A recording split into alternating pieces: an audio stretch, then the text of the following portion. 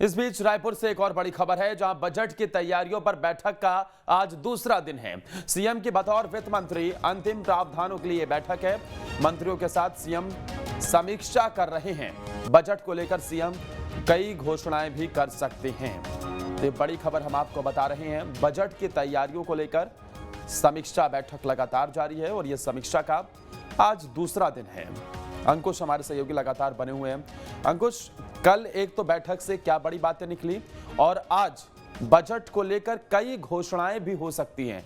किस तरीके की घोषणाएं हो सकती हैं और इस बजट से इस बार किस वर्ग पर ज्यादा फोकस हमें नजर आएगा? देखिए, अगर 2023 में विधानसभा चुनाव है और विधानसभा चुनाव के ठीक पहले ये सरकार का आखिरी बजट होगा और आखिरी बजट होने के नाते प्रदेश सरकार की, या यूं कहा जाए कि मुख्यमंत्री भूपेश बघेल की पुरजोर कोशिश होगी कि इस बजट से सभी वर्गों को खुश किया जाए।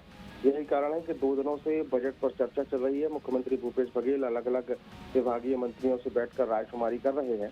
कल 5 मंत्रियों के साथ अलग अलग विभागों की बैठक हुई है और बैठक में बजट को लेकर तैयारियां हुई हैं। आज बजट की तैयारियों को लेकर या बातचीत को लेकर दूसरा दिन है, जिसमें मंत्री कवासी लखमा से जुड़े हुए विभाग, मंत्री अनिला भेड़िया से जुड़े हुए विभाग, गुरु रुद्र कुमार से जुड़े हुए विभागों के पर चर्चा तो हो चुकी है, लेकिन अब आज बाकी के जो बचे हुए विभाग हैं या मंत्रालय हैं उनसे बैठक होगी और बैठक में कुल मिलाकर नवंबर-दिसंबर में चुनावों को देखते हुए लोक लुभावन घोषणाएं जो है वो की जा सकती हैं। इस बार विधानसभा में ई बजट पेश किया जाएगा, यानी कि मुख्यमंत्री भूपेश बघेल पोडियम पर परंपरागत बजट बुक पढ़ने की बजाय लैपटॉप या आईफोन से बजट की घोषणाएं करेंगे।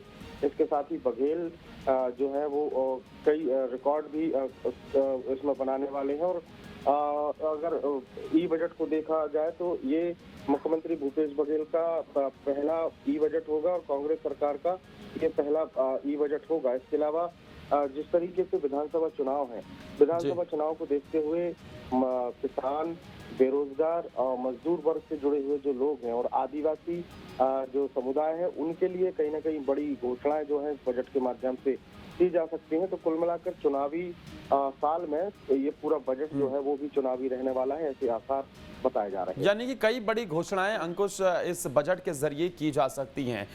बीते दिनों बेरोजगारी भत्ते को लेकर भी मुख्यमंत्री की तरफ से ऐलान किया गया था। किसानों की आय बढ़ाने की दिशा में लगातार सरकार की तरफ से कदम उठाए जा रहे हैं और इन सब के बीच में आदिवासी समुदाय को साधने का भी विशेष तौर पर वहां पर फोकस नजर आएगा। तो कुल मिलाकर अगर इस बजट को देखा जाए और अगर जो बजट आने वाला है तो क्या समझें कि इस बार जो बजट होगा उसमें हम कुछ लोक लुभावन वादे भी देखेंगे, कुछ ऐसी चीजें देखेंगे जिससे सीधा जनता को इफेक्ट किया जा सके?